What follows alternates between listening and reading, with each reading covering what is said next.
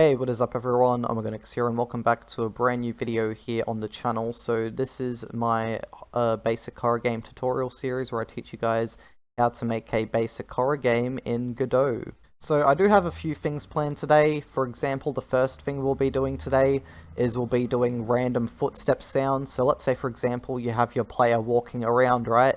And you want them to have some footstep sounds that play and you want them to be randomized. Well, I'll be showing you guys how to do that today. So that's the first thing I'll be showing. The next thing I'll be showing, if I have time, is I'll be showing you guys how to make closets. And then after that, if I've got time, I'll be showing you guys how to make the player crouch. So if you do enjoy this tutorial, be sure to like, comment, and subscribe for more. And let's get right into it. So I did forget to mention as well that this is part 12 of my tutorial series where I show you guys how to make a basic horror game in Godot. So without further ado, let's get right into it. So as I just mentioned before, the first thing we're going to be doing in part 12 today is we are going to be giving the player some footstep sounds, because we have added a bunch of sounds into this game so far, but one sound which we actually haven't added yet is footstep sounds, and that's one thing which we are going to add. So anyways, let's now go into our player script. So you want to go to your player script, and then up here, you want to add a variable called var RNG. So now what you want to do with var RNG is in the ready function, you want to do RNG equals random number generator dot new. So what this will do is this will create a new random number generator, and that is what RNG will equal to. And we've called the variable RNG because, well, RNG means random number generator. And we are going to need this in order to randomize the footstep sounds. So now what we're going to do is we're going to now add another variable, and this will be a public one. So you want to write @export var, and then footstep sounds. Or just footsteps you could do as well. Specifically, I'm going to be doing walk footsteps, since in this game our player can actually sprint as well. So we will be doing sprint sounds at some point, but for now, I'm actually just only going to be doing walk footstep sounds. Later on in the tutorial, I will be doing sprint ones, but just to test this out, of course, and to make sure that everything works all fine, I'm just going to start off by doing the walk footsteps. So start off by adding a variable called walk footsteps, and we're going to make this an array, and it will house audio streams. So audio streams are basically like MP3 files or WAV files, you know, stuff like that. So yeah, they're going to be like for our footstep sounds.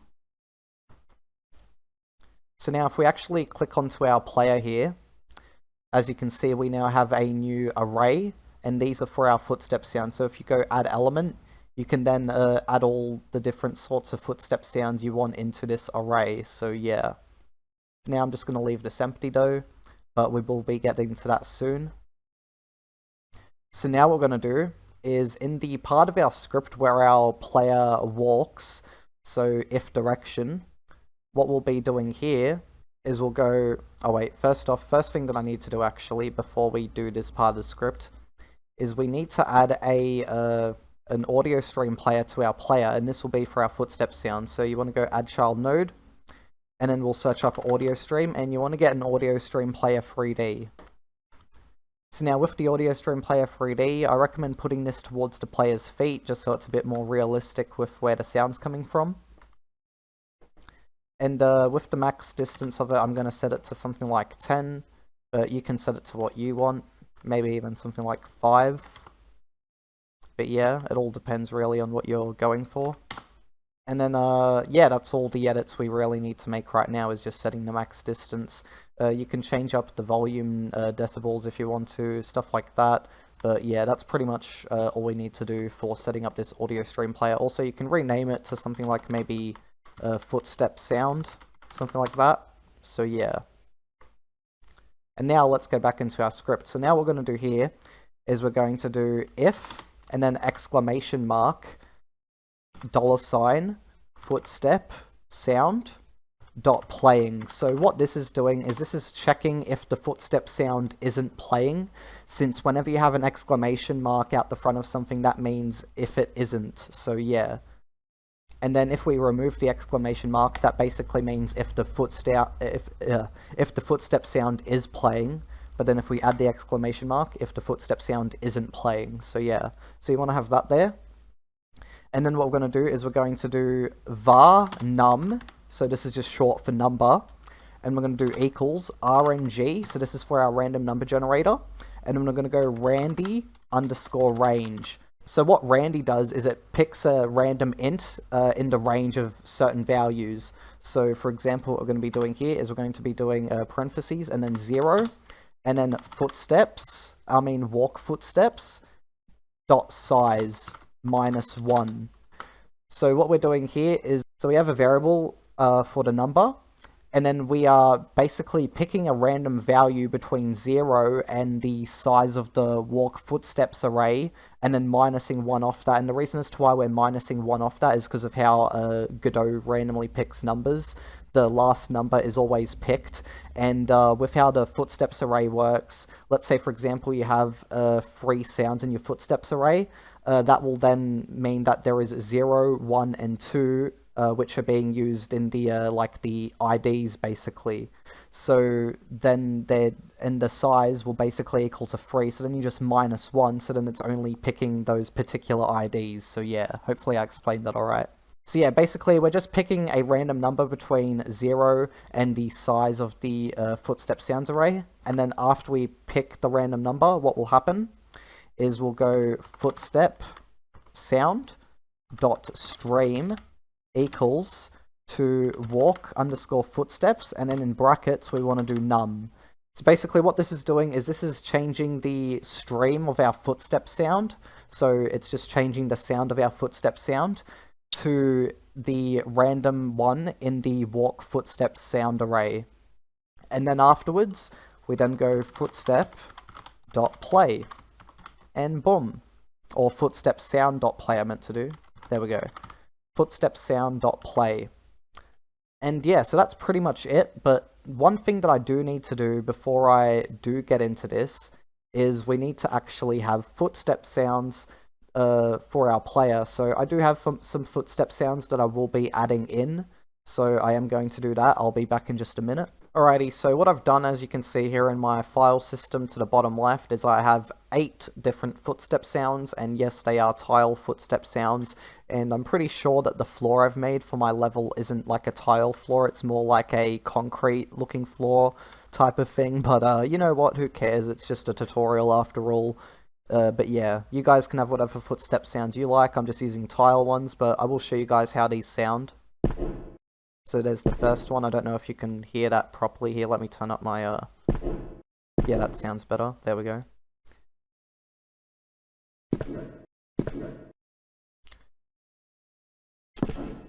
So yeah, these are all 8 random footstep sounds, which I will be adding to my walk footstep sounds array.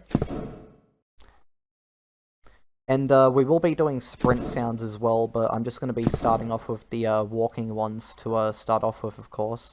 And so yeah, so what we're going to do is we're going to go to our player, and now I'm going to fill in these walk footstep sounds. So since I've got 8 different sounds, you guys can have as many sounds as you want to, but since I've got 8 different sounds here for the example, I'm going to be adding 8 different elements. So we're going to go 1, 2, 3, 4, 5, 6, 7, 8. There we go. So now I'm going to drag and drop these tile footstep sounds into these arrays. Or into the array, I mean. And then after we drop these in, what we're going to do is we are going to test it all out and see how it all works. Alrighty, there we go. So now I'm going to save the scene. And now let's test out the game. Let's go play.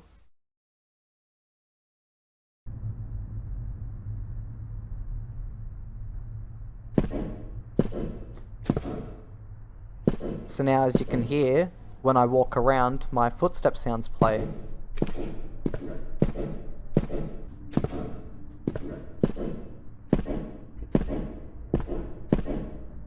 So again, if you need a refresher, how they work is when a footstep sound isn't playing, a new one is picked, so a random one is picked, and then it is assigned to the footstep audio stream player. And then the sound plays, and yeah, it just repeats. Alrighty, so next up I'm going to be showing you guys how to make closets. So what we're going to do is we're going to create a new 3D scene.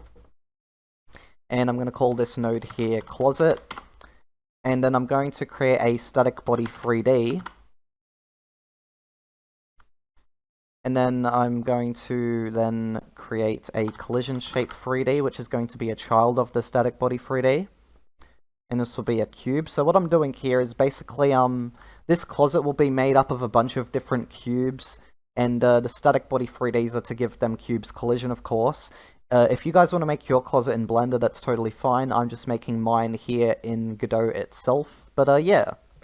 So now what I'm going to do is I'm then going to add a mesh instance 3D.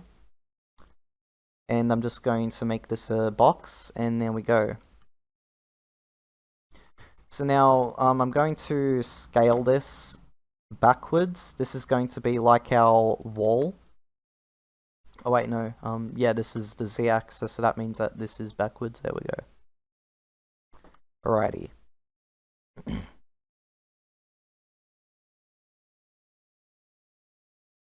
And then I'm going to duplicate this, and then I'm going to do our two sides of the closet wall.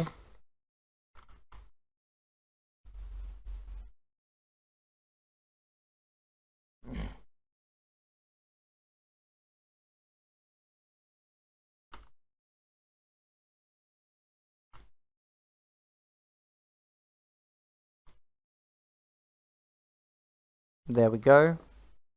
And then I'm going to do the roof. We'll rotate this by 90 degrees. This will be our roof of our closet.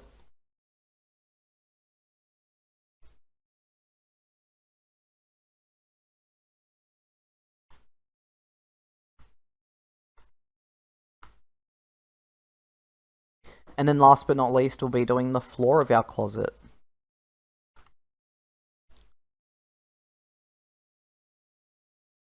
And there we go. So now you might be thinking to yourself, well, we have our floor, our walls, and our roof of our closet, but now where are the doors? Well, what we're going to do is, as you guys know, if you have been watching the tutorial series since the earlier parts, well, as you would know, in an earlier part of this series, we actually did make a few doors. Well, we made a door, I should say, and then we added a bunch of doors into our main game level. So here we have a door, so you just want to drag in your door into your closet scene, and then we're going to be positioning and scaling this so that it fits in. Now we will be making a few changes to our door, like with the animations and stuff like that, so I will be getting into that soon. But what we are going to be doing here is we're going to be scaling our door so then it fits into our closet here.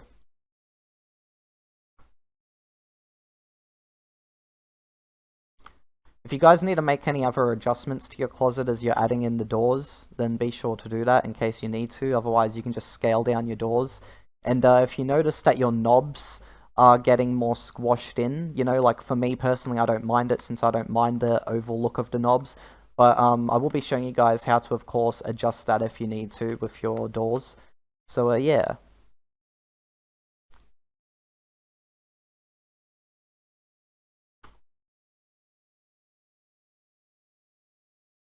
Alrighty, so this here is what our closet looks like right now, and as you can see we've got our two goofy doors here. So what we're going to be doing is with our doors, you want to select both of them, and then you want to give them both editable children, and then you want to make them local to the scene as well. And what this will do is this will mean that any edits we make to our normal doors from now on, they won't be applied to the doors here on the closet. So now these doors here are just, you know, now part of this closet. They are now local to this closet, these doors are. So if we make certain changes to these doors here on our closet, those changes won't be affected on our regular door scenes. So yeah. So first off, what I'm going to be doing is I'm going to be rotating this door around on it. I'm going to rotate it by 180 degrees just so then the knobs are matching in terms of, you know, where they're meant to be positioned. What I'm going to do actually is I'm going to save my closet since, you know, you should be sure to save stuff, of course, so yeah. Alrighty, so now that we've got our doors in place and all rotated correctly like how we want them, now we need to make some changes to our animation players. So as you can see here with our door open animation, for example, when our door rotates, it rotates inwards, and we don't want that. So what we're going to do is we're going to make a change to this doors animation player. What we're going to do is we're going to remove that little keyframe there at the end. And then we're going to go to the 1 second mark, and then we're going to go to our hinge where the rotation is done from. And then we're going to rotate this 90 degrees outwards, I accidentally just did it inwards again. We're going to rotate it outwards, so then the door opens outwards, and then we're going to add the keyframe there. And then as you can see, now when our door rotates, when it opens outwards. And then we're going to go to our close animation here. Oops, sorry, not the locked animation. We're going to go to the closed animation. And so with this, we're going to change the start keyframe, so then it's starting outwards. And then we're going to go keyframe that. And one thing that I do want to explain as well is when you do add your doors into your scene and you make them local and everything like that, right? With the animation player, you'll find at first that you won't actually be able to make edits to it, like everything's all grayed out. How I fixed that before was, I just saved my closet scene, and then I switched to another scene, like my painting scene here. I just switched to it, then I went back to my closet scene, and then I could make changes to the animation player. So if you have that same sort of issue where everything's all grayed out and you can't make edits to anything, just do that, and then you should be able to. So now let's get back to what we were doing here. So now, as you can see, I've changed the start keyframe of my close animation, and now it closes how I want to. So now it opens outwards and then it closes inwards. There we go. So now we are going to do the same thing to the door here as well, since if we do look at this door here, it opens inwards. So what we'll want to do is we'll want to make this open outwards, of course. So we're going to go to the end keyframe here. We're going to go to the hinge. And then where it says -90 degrees, we're going to make this 90 degrees. And then boom. So now that should just rotate out like that. And then we're going to do the same thing with the close animation, except we're going to go to the start keyframe here, set this to 90. And then boom. So now we have our doors rotating correctly for our closet. So that there is how we do doors for our closet. Pretty much just add on the normal doors we made earlier on in the tutorial, so then we don't need to make a whole new script for them because these doors already have a script attached to them and stuff. And then, we just need to change up the animations a bit, and then boom, we're all good to go. So now that we've got our closet ready, I am going to test it out. So make sure you do save your scene, and then we're going to go to our level, and then I'm going to drag in my closet. And boom, there we go. So now let's make sure that this is big enough for our player to fit into. And yeah, this should be a good size. So our player should be able to fit into this. So what I'm going to do is I'm going to just drag it over here. This probably isn't the best position for it, but it's just a tutorial. And I'm just going to keep it here for now as we do test it. Hey guys, so I just came back from testing it. And one thing which I just realized is that the two doors here actually share basically like the same animation player, despite them being local to their own, their own thing. So yeah, but they still share the same animation player. So with these doors, right, with one of them, what you might need to do is get rid of one of their animation players and then create a whole new one, so then it's no longer affected by the other one. Let's see how this works. So if I now go back to this door, right, so if you just had the same thing happen to you, I'm sorry, but what I'm going to do is I'm going to make sure that this is all back to normal. So I'm going to make sure that this door rotates out like that again. And we're going to go to the closed animation, do the same thing, set this to -90 at the start again. Oops, accidentally, there we go, rotation, that's what I meant to do. Now, it's not that big of a struggle, of course, since it is easy to do these animations, you just need to create a start frame, then you just need to rotate it by like 90 degrees, and then you're all good to go, you know what I mean? And then we're going to create a closed animation.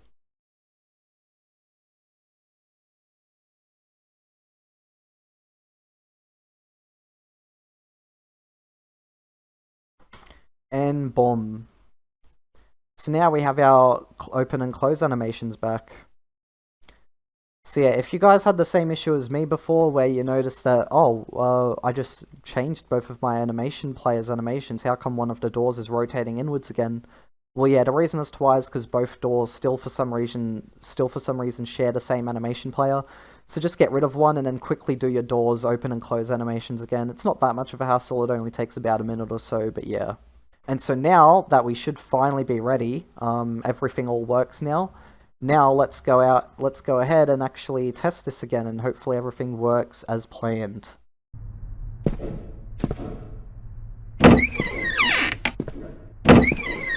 So as you can see, when I open up the closet doors, they open up, and then I can step inside the closet and then close them.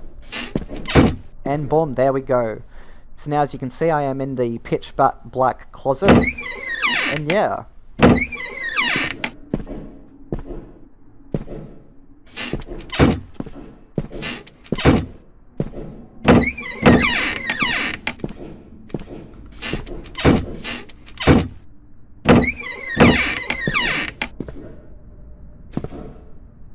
So what the closet will be used for, in case you're wondering, is I'm going to, in a future part of this tutorial, maybe the next part, maybe the part after, I guess it depends on, you know, when I feel like doing it, but I want to make a patrolling enemy AI, which patrols around the map, and if it spots the player, it then chases the player. So what this closet will be for when the enemy is patrolling around and it might be coming towards your position, you know, and let's say, for example, you've got nowhere to go, you know, you could just hide in a closet, you know what I mean? And then the enemy won't be able to spot you since, well, you know, you're in the closet, so yeah.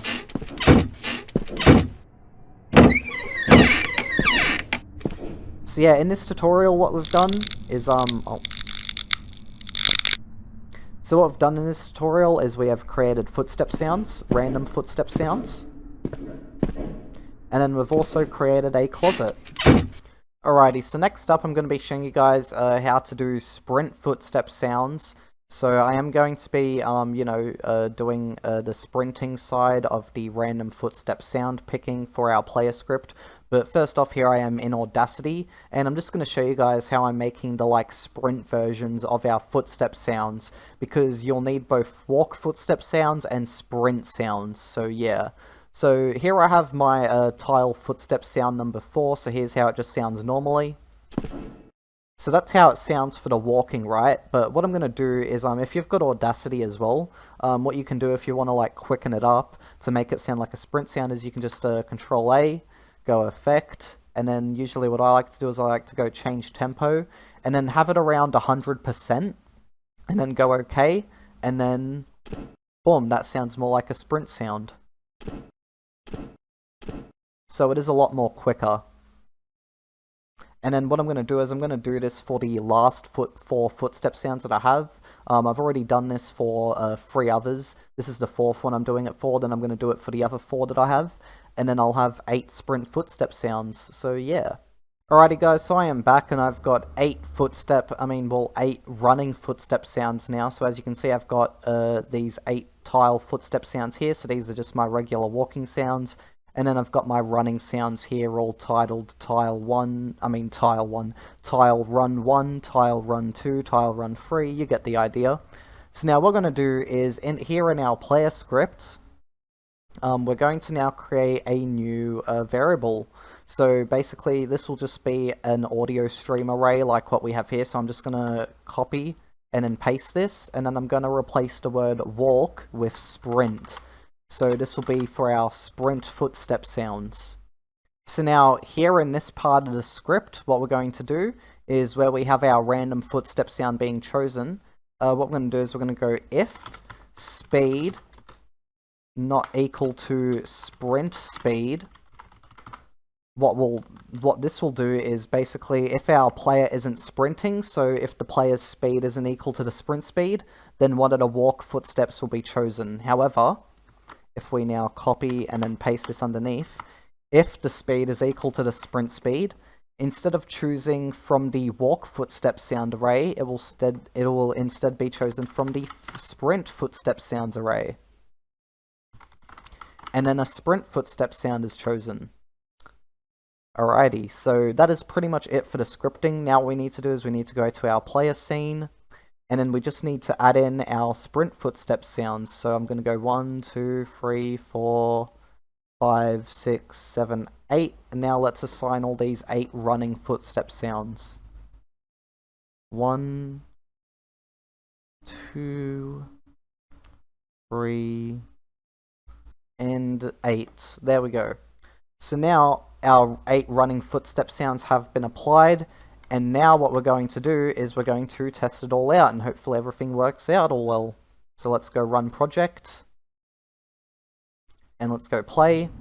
And yeah, so by the way guys, this should be the end of this tutorial now after we do test this out. So yeah, let's quickly test it out. So what I'm going to do first is I'm just going to walk. So as you can see, my player is just walking normally. And then now let's sprint.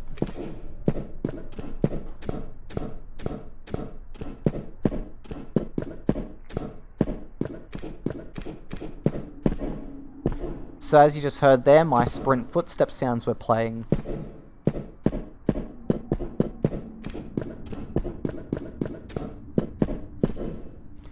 So yeah, as you just heard there, my sprint footstep sounds were playing as soon as my player started sprinting.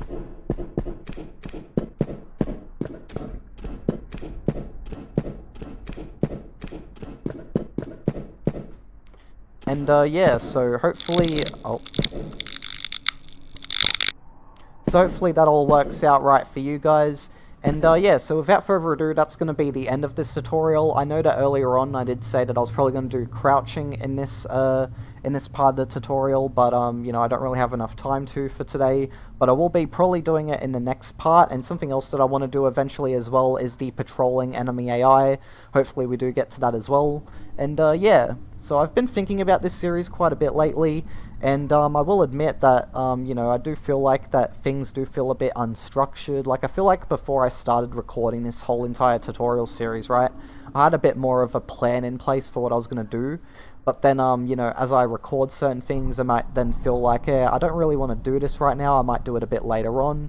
And, you know, it sort of just made me, you know, go a bit off plan and just do things which I want to do for now, and then get to the other things which I'll need to do later. Yeah, overall, I do like to make sure that these, you know, tutorials are as good as possible. You know, well, I usually find that sometimes after recording and uploading certain tutorials, I'll usually think to myself, hey, I could have done this, I could have done that, you know, but yeah. Overall though, hopefully you guys have been enjoying this series, hopefully you all do like it and my other tutorials as well. I'll be sure to see you all in the next one, and bye-bye.